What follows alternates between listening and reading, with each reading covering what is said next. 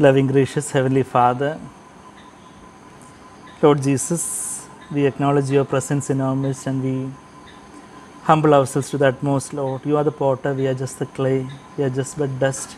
We are made of dust of the ground, and Lord, it is your living breath, it is your spirit that makes all the difference, Lord.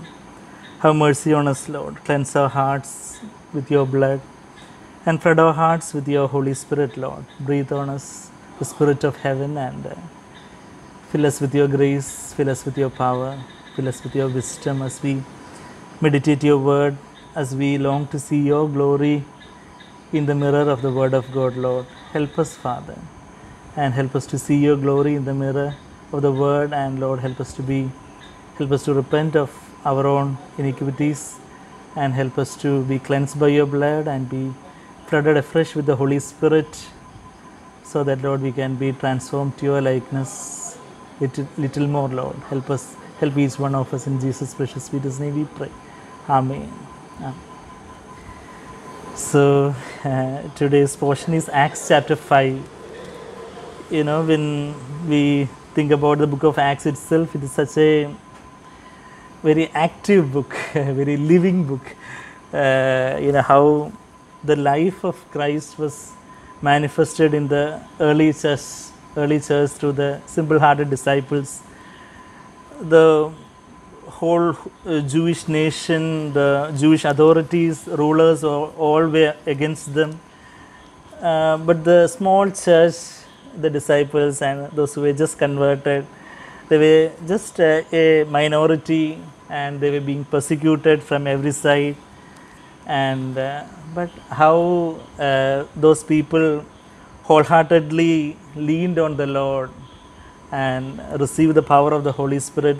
They were on fire for the Lord, and the Lord could continue to manifest His life, the life of heaven, through these simple-hearted disciples. And when we meditate that, our heart should burn, and Lord, we should have that passion. Lord, fill us also with the fire of heaven, so that, Lord, we should also be passionate, fervent, fiery witnesses for you, humble, gentle, fiery, fervent witnesses for you in our generation, in our campus, in our college, in our family, in our church, in our society, in our land, wherever the Lord has placed us.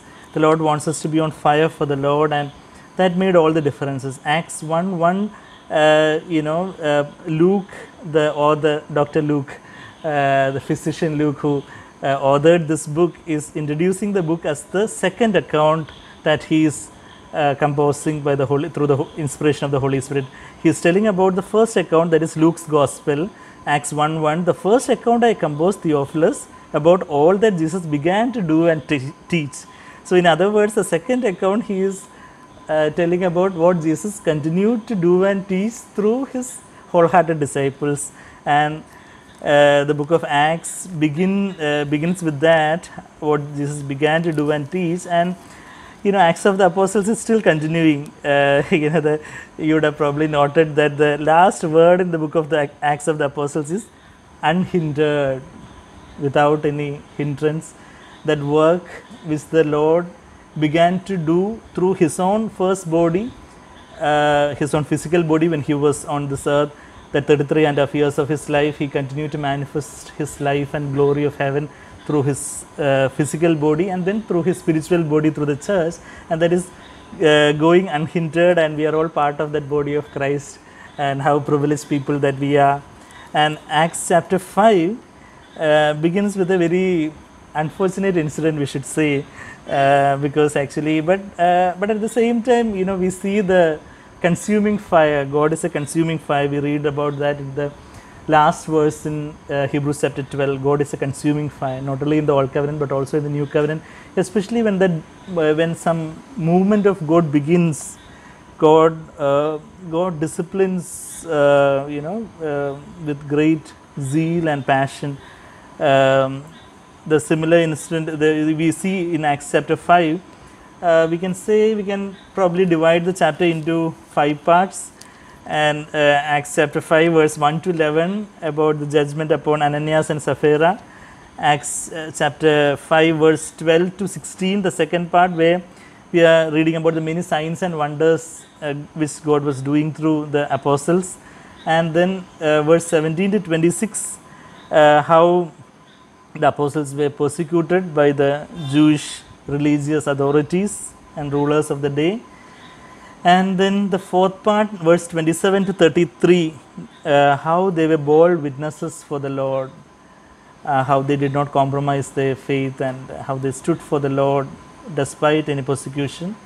And the fifth portion, verse 34 to 42, how God uses Gamaliel, and also how the apostles were rejoicing with the flogging that they just received.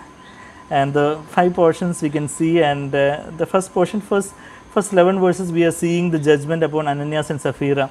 You know, a similar corollary probably we can draw to Joshua chapter 7 and all, where Joshua led the Israelite people to the land of Canaan, and there was great victory at Jericho. But you know, when Achan sinned against the Lord, when he sinned against the Lord, how he was severely disciplined, we read about that. The beginning of that movement and God's strictness is manifested over there. And here also the beginning of the movement, the beginning of the church, new era, and how the Lord is judging Ananias and Sapphira, a couple. You know, the last, you know, the chapter division all came much later after the inspiration of the scriptures. So, you know, the chapter 4 last portion we were reading, verse 33 onwards, and with great power the apostles were giving testimony to the resurrection of the Lord Jesus, and abundant grace was upon them all. Abundant grace, the power of the Holy Spirit. Grace is the power of the Holy Spirit, Spirit of grace. Holy Spirit is called the Spirit of grace in Hebrews chapter 10 verse 29 and Zechariah chapter 12 verse 10.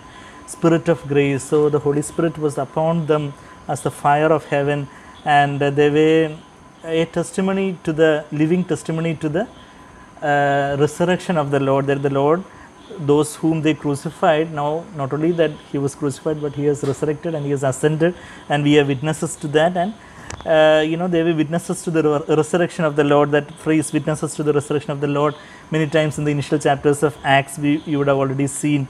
And there was not a needy person. Acts chapter 4 verse 34, you know how God led them. They were a small community that time relatively, and you know, God led them in such a way that is not given as a teaching in the scriptures, like everyone has to sell their property and lay at the apostles' feet. And now some communities now also in some parts of the world, I have heard that some people do like that. But you know, this is the historical section of the scriptures, what the early apostles were led by the Lord at that particular point of time. That is given as history, so we cannot take it as a doctrine.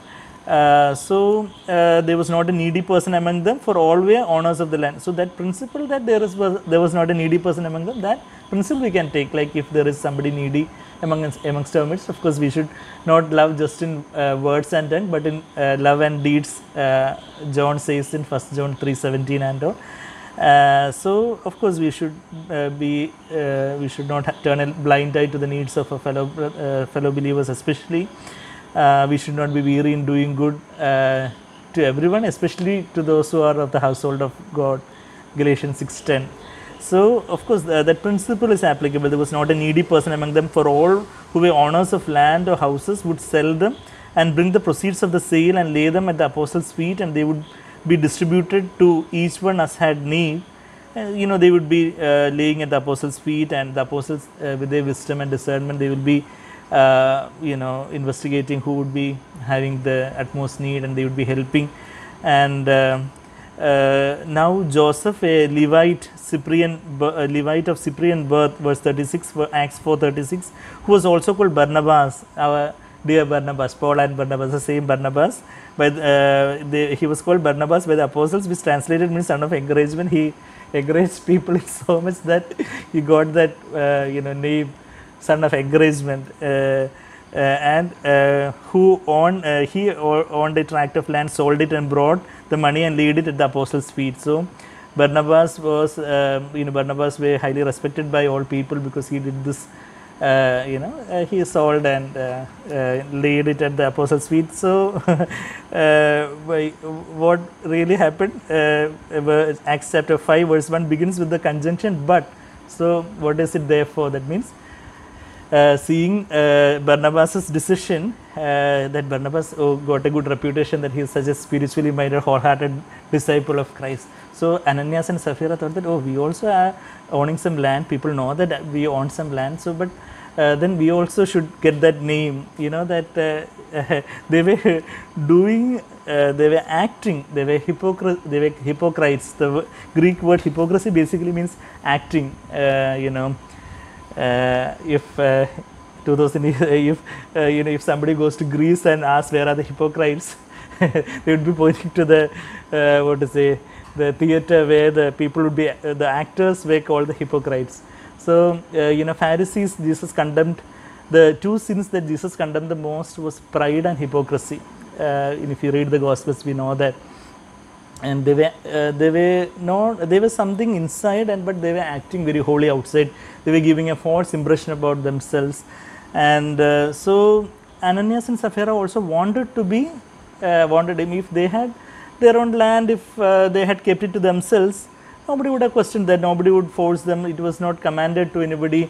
The same Peter, he says in verse 4, while it remained unsold, did it not remain your own? And after it was sold, was it not under your control? We did not control you, we did not commanded you that thou shalt do like this, nothing like that. But they of their own accord, but they agreed together, verse 9, they agreed together to put the Spirit of the Lord to the test. They agreed together to not to put the apostles to the test, because actually all the apostles were leading the church, it was actually the Holy Spirit who was leading the church. What a blessed example. Peter is saying in verse 9, why is it, he is asking Sapphira, why is it that you have agreed together to put the Spirit of the Lord to the test? The Spirit of the Lord is controlling us. He is the leader of the church. He is the controller of the blessed controller of this church, the body of Christ. And you are putting the Spirit of the Lord to the test. They thought that, Peter, fishermen, John and James and all the very untrained, uneducated people. Acts 4:13, you would have already seen that in the previous chapter. Now, when the Jewish people observed the confidence of Peter and John and understood that they were uneducated and untrained men, they did not have any formal training or that much of education or anything. They were uneducated and untrained men. They were amazed and began to recognize them as having been with Jesus. So this Ananias and Sapphira, they didn't recognize that. Although the Jewish authorities could recognize that, they thought that, this fishermen and all, they have not much education and all. Of course, we can easily fool them.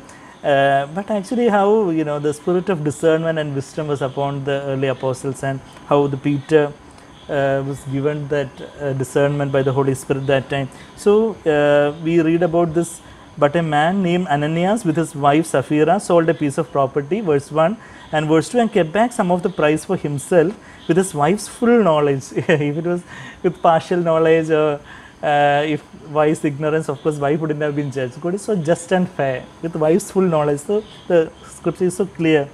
And bringing a portion of it, he laid it at the apostles' feet. But Peter said, Ananias, why has Satan filled your heart to lie to the Holy Spirit? We do not even read about Ananias opening his mouth over there. But Peter is asking, you are lying against the Holy Spirit. Without opening the mouth, we can tell a lie. That is what we read over here. Because we are giving a false impression. We are acting holy. We are giving a false impression to others than what we actually are. Not that we should confess our sins to others or anything like that, but we should not act as if we are holier than what we actually are or anything like that. We should be just natural. We should be, some people, unfortunately, some people when we speak to them and all, we won't be able to have real fellowship with them because they always have this Polish language.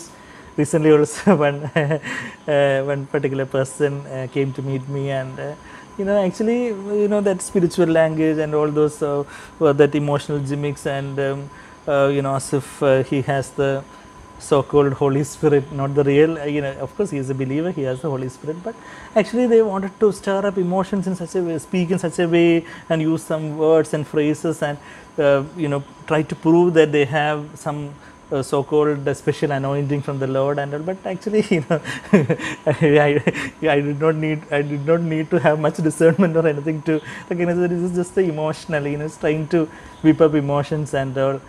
Actually, then I had to simply say something and we prayed together and blessed him and, I bid him farewell. So what I was saying was that, be natural. We need not act. If we are acting, many people ask, especially because I'm a psychiatrist, I know how can we overcome stress, the stage fear. When I have a presentation, I cannot do anything. So one thing that I tell them is that be yourself. Don't imagine. Don't try to act that you know everything. If you try to act that you know everything, then you will be under much stress because you yourself know that you don't know everything. But if you can be just I know only this much. If I suppose actually if I begin to imagine and try to show off that I know everything of the Bible, I am the super knowledge of the Bible. If I begin to act like that, then I will be under much stress. I have to act and prove to others that I know much of the Bible than you. But actually, if I can be just natural, I know this much, whatever little I know, I'm just sharing with you. Not that I am a great. So if we just are natural, if we just just as I am, without one plea. That is how we are coming to the Lord, and that should be like we are naturally. But actually, they were lying to the Holy Spirit. That is what verse 3. But Peter said, Ananias, why has Satan filled? Who is the father of all lies? Jesus himself, said in John's Gospel, chapter 8, verse 44. You are of your father, the devil. Jesus did not mince his words in any way. His words were always with grace, but also with truth. He spoke the truth, of course, in love. Jesus was even willing to lay down his life even for those Pharisees, but still he told them the truth, the real condition that John 8:44, you are of your father, the devil, and you want to do the desires of your father. He was a murderer from the beginning and does not stand in the truth because there is no truth in him. Whenever he speaks a lie, he speaks from his own nature, for he is a liar and he is the father of all lies. So Satan is the father of all lies. So I was hearing Brother Zachman saying, then who is the mother of lie? When you are telling a lie, you are giving birth to a child called lie, and you are the father is the devil, and you are getting in contact with the devil, and you are producing the child called lie. So you are the mother, the one who says the lie is the mother of the lie. Satan is the father of the lie. So this Ananias and Sapphira became mothers of lies, even without probably opening their mouth, because they acted as if they were giving everything, but they held to themselves a portion of it. But if they had just told Peter that just only 20% only we feel like giving, of course Peter would have been very happy. Oh, that means that is enough. God loves a cheerful giver. 2 Corinthians 9:7. God loves a cheerful giver. Peter and all are not like today's preachers who will be saying, oh, you should bring the cover envelope and all with the name. It will reach even if it is lockdown or whatever. The cover will reach your home, and you have to put the exact 10th tithe, and you have to bring to the so-called house of God. And the early apostles, they were not lovers of money or beggars of money like today's Babylonian preachers. But Peter would have, of course, said, of course, even if you don't want to give anything, also no problem. We are not here for your money or anything. Jesus told that rich young ruler, give the money to the poor and come with me. Not that give all the money to my ministry and then you also try to follow me. Not like that. Jesus didn't say that give the money to my ministry. But Jesus said, give the money to the poor. I don't want your money, but I want you to be a wholehearted disciple of Christ, of mine. Jesus longed for him like that, but he was not willing, the rich young ruler. So verse 3, why has Satan filled your heart? When we are lying, actually we are in contact with the devil. About the bride of Christ, the overcomers, Revelation chapter 14 verse 1, those who are standing with the Lamb of God at the top of the Mount Zion, those who are of 60-fold harvest and 30-fold harvest would have reached some height of the Mount Zion, and those who finished the race, Revelation 14:1, then I looked and behold the Lamb, that is Jesus, was standing on Mount Zion, and with him 144 1,000 having his name and the name of his father written on their foreheads, the overcomers, those who, the 100-fold harvest, those who become part of the, they become the, comprise the bride of Christ. And it is said about the bride of Christ that in verse 4, those are the ones who follow the Lamb wherever he goes. And in verse 5, and no lie was found in their mouth. They are blameless. You know, they were, no lie was, you know, we can, the consuming fire of the Holy Spirit has to cleanse us from all hypocrisy and lying and acting, that we'll be really free, you know. Then actually much of the stress and all will go down in our lives. And we can talk to people as we are, and we'll be much free of anxiety and worries.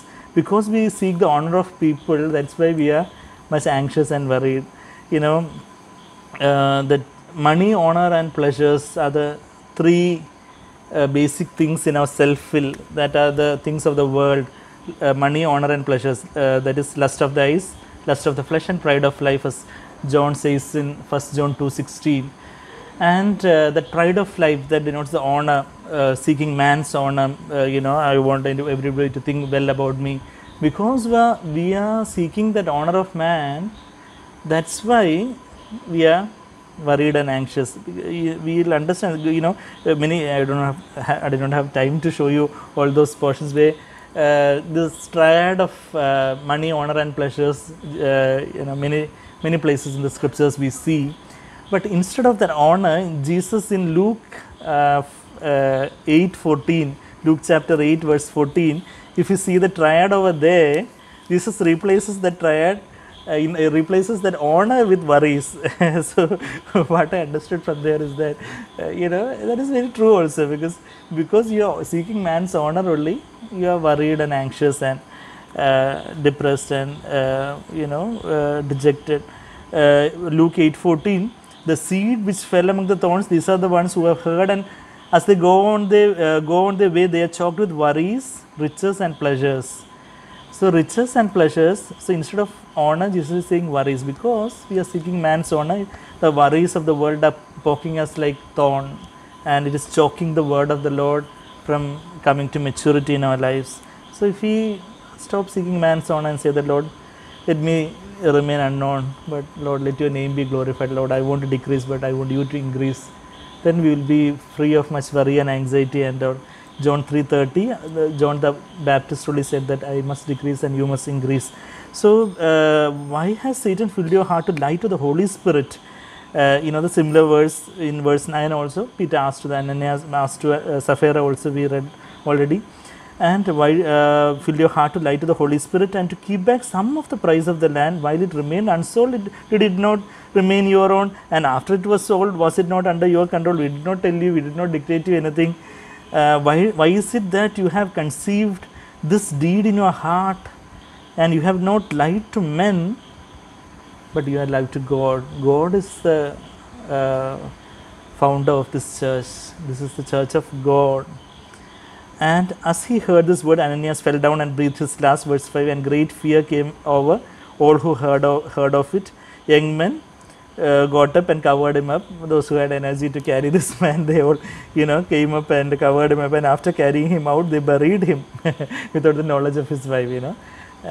Yeah, you know, that kind of things and all cannot happen today. Of course, you know, the police and all will involve and get involved and all, but you know, that time, that's how it happened. Verse 7, now there elapsed an interval of about 3 hours, and his wife came in, not knowing what had happened, and Peter responded to her, tell me whether you sold the land for such and such a price. And she said, yes, that was the price. Very pious, religious language. Oh yeah, you know, we wanted to give everything. She would have probably used much flowery words and elaborated and probably given a great lecture, but Peter would have, of course, before continuing the lecture, Peter would have stopped her and said, why is it that you agreed together to put the Spirit of the Lord to the test? Behold, the feet of those who have buried your husband are at the door, and they will carry you as well. And immediately she fell at his feet. You know how that spiritual authority and all the early apostles had, and the authority of the Lord was upon them. And you know, the leaders of the church, those who are in leadership position, the Lord has attested our authority. And immediately she fell at his feet and breathed her last. And the young men, again, those same young men or different young men, came in and found her dead, and they carried her out and buried her beside her husband. And great fear came over the whole church and over all who heard of these things. And verse 12, the next portion, 12 to 16, at the hands of the apostles many signs and wonders were taking place among the people, and they were of this is one thing, that they were all with one accord in Solomon's portico. I was just just today evening, just before the Bible study, I was just seeing the Greek word one accord, and I was very interested. I was very blessed to see that in the Acts of the Apostles many times this word, the Greek word is homothymadon and homothymadon, and that word is used in Acts 1:14 before the Holy Spirit came upon them, how they were praying with one accord, and that was the characteristic, that oneness, that unity. Jesus prayed in John 17:21 that, Lord, just as we are one, I and the Father are one, Lord, I want them also to be in us and we to be in them, and we should be one. And that was what happened actually as Jesus prayed. And today also, not that we should be, of course we cannot be spiritually one with every Tom, Dick and Harry, but those who are wholehearted disciples of Jesus, they will be having a spiritual unity. Today, for the first time I spoke to one particular person in some part of Kollam district, that believer I was speaking for the first time, and such a spiritual fellowship I could feel. I was as if we have known for some ages. We were speaking for, I was seeing after the cutting the call, I was seeing the time duration 38 minutes, after my busy OPD and all. Even that, actually, sometimes actually those who really love the Lord, and those who are very simple hearted, not a very, big shot in the society or anything, very, I don't want to tell much details, but, very ordinary citizen. But actually, somehow he wanted to come to the fellowship, and actually, I was so blessed by the fellowships. What I'm saying is that actually that is the characteristic in Acts 1:14. These all with one mind, that same word homothymadon is used there, with one accord. They are continually devoting themselves to prayer. No wonder the Holy Spirit came upon them, and no wonder Holy Spirit do not come upon many churches, because people want their own will. What really hinders oneness is our self-will only. I want to do my will, I want to exalt myself, and the another person wants to exalt himself, and both will be in fight only. But actually, if both persons, of course, if at least one person dies, example in a husband-wife relationship, husband wants his way, wife wants his way, of course there will be clash. And if at least the husband dies to himself or the wife dies to himself, at least there would be peace. But if both of them dies to themselves and they are united to the Lord, and the three-stranded cord will not be broken. Ecclesiastes 4, 9 to 12 we read over there. And they all surrendered their self-will, and they do not want to exalt themselves. Nobody said who is superior. Before the at the Last Supper and all, they were arguing who is greater, who is the leader and all. But actually they learned a lesson. Now Jesus is not here, and Jesus told them to pray for the promise of the Holy Spirit, and they were all with one accord, and they were so broken, so much of persecution outside, inside the closed doors. They were just praying, and they were seeking the Lord. And that Acts 1:14, again Acts 2:1, just before the ascent of the Holy Spirit, just before the pouring out of the Holy Spirit also, Acts 2:1, when the day of Pentecost had come, they were all together. That word is with one accord, in one place. They were all together. And Acts 4:24, Acts, just the previous chapter, especially, this persecution has got a very real magic of getting God's people into oneness, even not only persecution but also coronavirus also. God uses all these trials and difficulties in our lives, so that actually we will be broken, and we will be seeking the Lord, and we will be able to be one with God's people. Acts 4:24, and when they heard this, they lifted their voice to God with one accord, homothymadon, with one accord. And then this Acts 5:12, and again Acts 15:25, when the disciples and the apostles were gathered, again that Acts 15 verse 25, there we read, it seemed good to us having become of one mind, homothymion. And they were saying about to select men to send to you with our beloved Barnabas and Paul, and who risked their lives for the Lord's name and all. They were saying about that. So that unity, Jesus said, I and the Father are one, John 10:30. Such spiritual union Jesus had with the Father, and actually the Lord wants us to be spiritually united with. Of course, even many believers also have their own ambitions, and they are very stiff-necked, and because we may not have good real fellowship with everyone to the same degree. Even Jesus did not have equal fellowship with all the 12 disciples. Among the 12 also, even one was out anyway, Judas Iscariot, and then even among the 11, 3 Jesus had closer fellowship. And so actually those who are more wholehearted, more simple-hearted and wholehearted and all will be able to have good fellowship even when even when we speak with them, and there is a unity. I have noticed actually, sometimes actually we'll be speaking to a believer after many years, but that unity with one accord that the Holy Spirit alone can bring. If we humble ourselves and if we are one with the Lord, then we will be able to become one with those people with whom those people who are one with the Lord. And they were all with one accord in Solomon's portico. I was just searching my Eastward Bible, where is Solomon's portico mentioned before.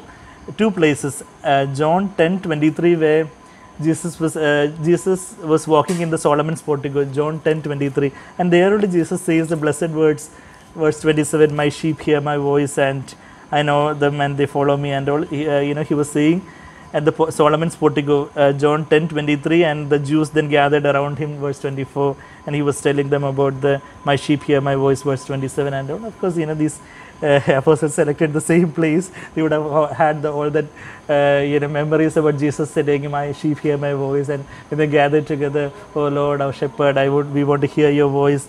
And they were all one accord in Solomon's portico. And Acts 3:11 also, when that person, lame man at the beautiful gate was healed, Acts 3:11 says that he was clinging to Peter.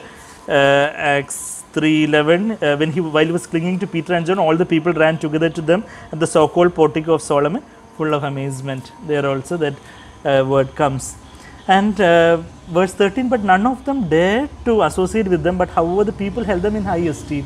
How the Lord's name was glorified. How Jesus told us to pray, Father in heaven, hallowed be thy name. That is the real burden of a true disciple. Lord, let your name be glorified. And Romans 2:24 says that because of you, the name of the Lord is blasphemed among the Gentiles. But the Lord wants us to be men of good reputation. Not that we seek man's reputation, but in 1 Timothy 3, when it says about the qualifications of elders and leaders of the church and all, of course they should be beyond reproach. And 1 Timothy 3, 1 Timothy chapter 3, husband of one wife, temperate, prudent, respectable, and verse 4, having the children under control with all dignity, and verse 7, he must have a good reputation with those outside the church also. And even Peter says that keep your behavior excellent among Gentiles, 1 Peter 2:12. How if the Lord is living out his life through us, of course, people will be having high esteem. These are not ordinary people. Of course, they might persecute us and even try to kill us and stone us. They might speak against us, but they will be having some. These are not, even further in the chapter also, they wanted to catch them and all, but they feared the people and all. We read about that, further in down the chapter also. Verse 26 and all, we read that, actually because of lack of time, I'll go in little more speed. We'll change the gear. Verse 14, and all the more believers in the Lord, multitudes of men and women were constantly added to the, the apostles didn't add them, oh, you should come, I catch you by the collar and you should become disciple. No force or compulsion or constraint or anything like that. The love of God constrained them.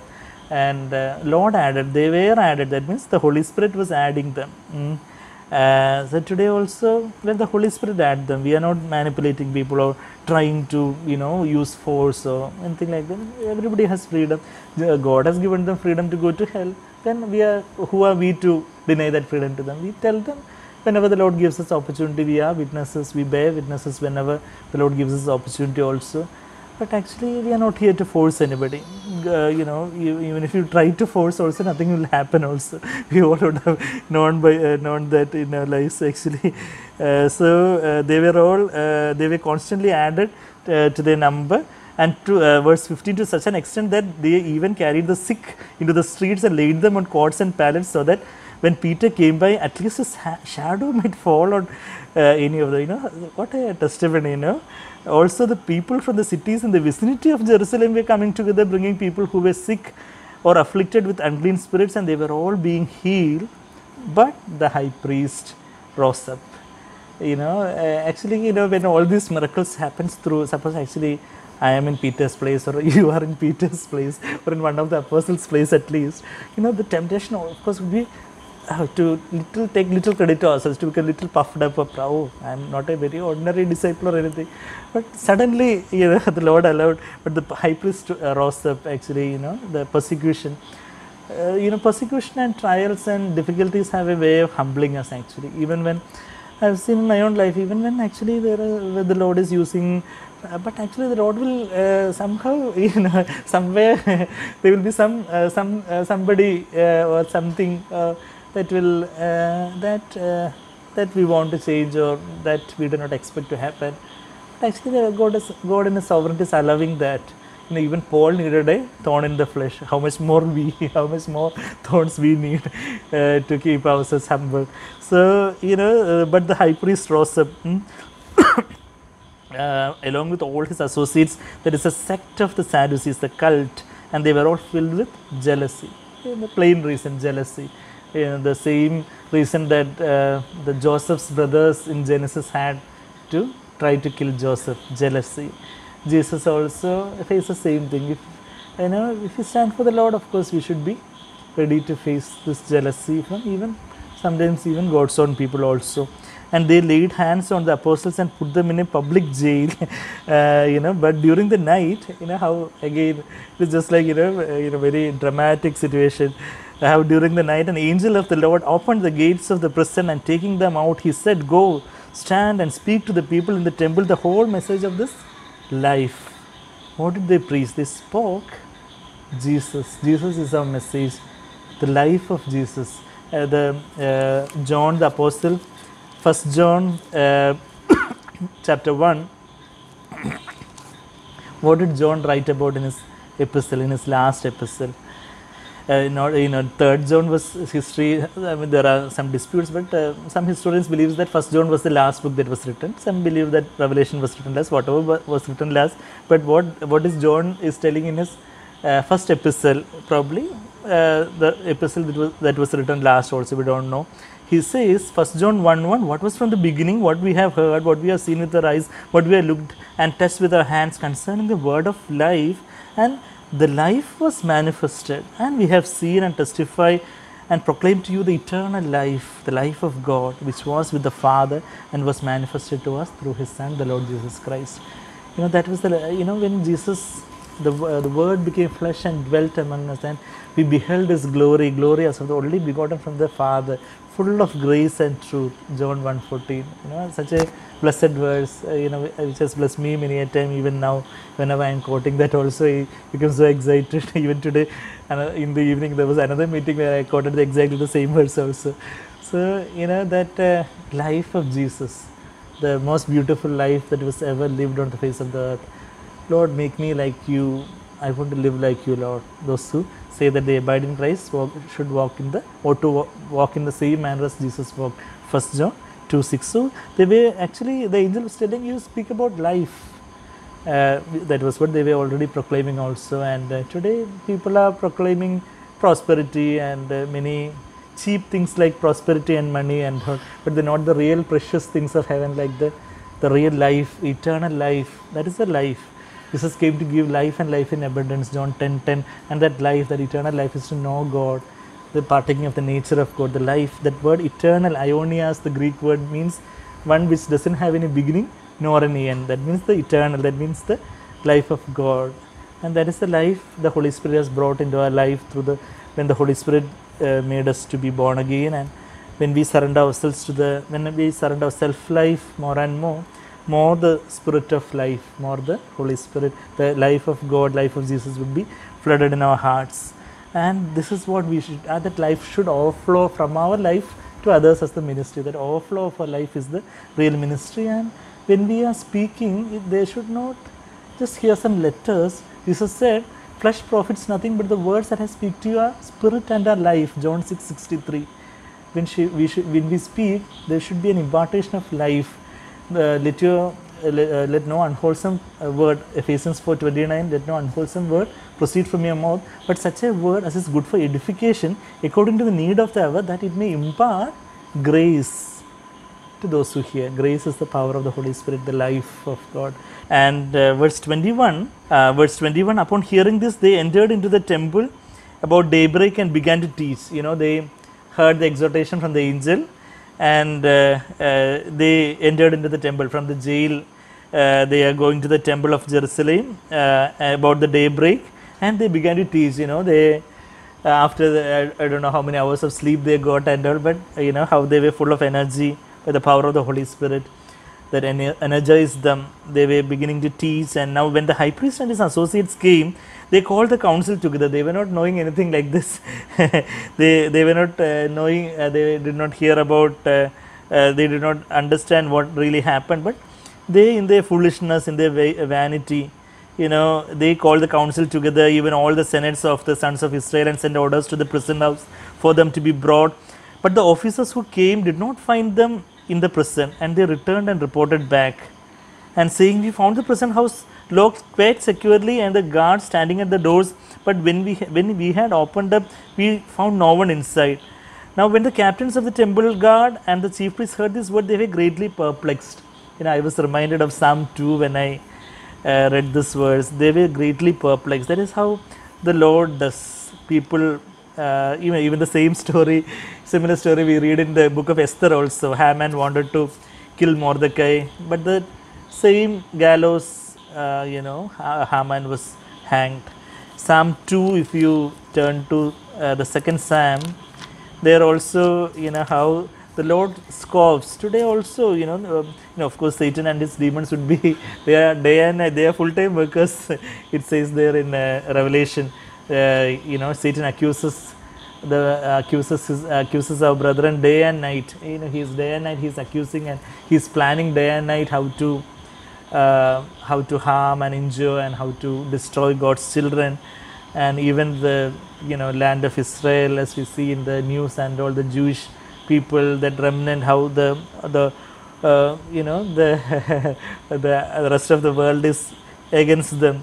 Psalm 2 verse 1, why are the nations in an uproar and the people devising a vain thing? They are devising a vain thing. The council, all the big shots with their their fancy kind of clothes and all, the priestly, so-called priestly garments and all, that old covenant had become obsolete, God, but they did not know anything about that. They were just in their religious whitewash, and the people were devising a vain thing. The kings of the earth take their stand, and the rulers take counsel together. Of course, when the church goes through great tribulation in the future before the Lord's coming and all, we need all these verses. To be forewarned is to be forearmed. And with much tribulation we should enter the kingdom of God. Acts 14:22 we read there. And the authorities and all would be against us one day, today also, and of course all the more in the coming days. The kings of the earth take their stand, and rulers take counsel together against the Lord and against his anointed, saying, let us tear their fetters apart and cast away their cords from us. But what's God doing that time? He who sits in the heavens laughs. The Lord is having a big laugh. Oh, these people are devising like this, and what they are going to do to my children. The Lord scoffs at them. The Lord has even numbered the hairs on our head. Matthew 10:30 and Luke 12:7. He has not only counted, but the numbered. He has given a number to each of our hair, so that whichever hair falls down, the Lord will be able to say that 1,33,467 hair has fallen down from my son, from my daughter. So we need not worry about hair loss alone. Such care and protection the Lord, our Father in heaven, has upon us, and without his knowledge and permission nothing happens. And even when those people were they were devising and they were perplexed about them, verse 20, coming back to Acts 5:24, perplexed about them as to what would come of this, what's happening, what is this miracle. But someone came and reported to them, the men whom you put in prison are standing in the temple and teaching the people. Then the captain went along with the officers and proceeded to bring them back without violence. Why? Because they were afraid of the people, that they might be stoned. The people, the common men, of course, they were with them. But the religious people are the blinded people. Cain was a religious person who killed Abel, the first murder. Genesis chapter 4. Cain was a religious person because he also wanted to offer to God and want to have the so-called attestation from God that he is also a spiritual man. Then his heart was full with envy and jealousy and strife. Because the religious people, Pharisees, the most religious people of the day only, crucified the Son of God. Those who are religiously minded, would be worked up and they want their position and honor. And but the common people were with them, with the apostles. Verse 27, when they had brought them, they stood them before the council. The high priest questioned them, saying, we gave you strict orders not to continue teaching in this name, and yet you have filled Jerusalem. You have filled Jerusalem. What a good approval that they are giving these apostles unknowingly. You have filled Jerusalem with your teaching and intend to bring this man's blood upon us. But Peter and apostles answered in a blessed verse, Acts 5:29. It's a blessed verse that has helped me a lot in my days of trial, especially in my initial days of faith when I came to the Lord from a Hindu background. My parents would tell me to bow down before the idols and all. And this verse, I must obey God rather than man.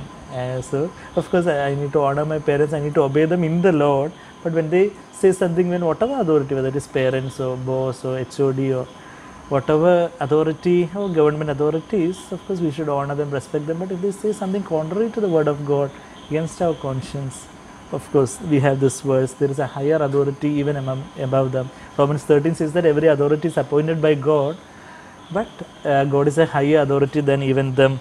But Peter and the apostles said, we must obey God rather than men. A similar verse in the last chapter 4 verse 19 also we read, whether it is Peter and John, and answered and said to them, whether it is right in the sight of God to give heed to you rather than to God, you be the judge. For we cannot stop speaking what we have heard and seen and heard. So here also, we must God not in a provocative manner. The same Peter who testified this is saying in 1 Peter 3:15, sanctify Lord in your heart, the verse for the apologetics and all, those they quote many a time, 1 Peter 3:15, giving an account of a hope, how? With gentleness and reverence, not in an arrogant, proud way as if we are the holy people or anything like that, but with gentleness and reverence we must obey God rather than men. Verse 30, God of our fathers raised up Jesus, whom you had put to death by hanging him on a cross. He is the one whom God exalted to his right hand as a prince and a savior. He is a prince. Isaiah 9:6 says about he is the prince of peace. And he is a savior, one who saves his people from their sins. Matthew 1:21. To grant repentance to Israel and forgiveness of sin. God has to grant us repentance. We cannot work up repentance by ourselves. We need to respond to the Lord, humble ourselves and respond to the Lord, yield to the Lord, and the Lord has to give us the Holy Spirit who moves our heart to repentance, to turn from us. Repentance means turning away from our own ways to God, a 180-degree turn. Lord, I do not want to sin. That real repentance, that spirit of repentance, God only can give us. To grant repentance to Israel and forgiveness of sins. And verse 32, we are witnesses of these things, and so is the Holy Spirit, whom God has given to those who obey him, those who respond to the Lord, those who obey the Lord, those who respond and obey the promptings of the Holy Spirit. Promptings of the Holy Spirit, the Holy Spirit will be able to come and dwell inside them. And even after becoming a believer also, we can receive more and more of the Holy Spirit only if we respond to his promptings. But if we harden ourselves, of course, the Holy Spirit will be grieved in our heart, and he will not be able to take control of our lives. And verse 33, and when they heard this, they were cut to the quick and intended to kill them.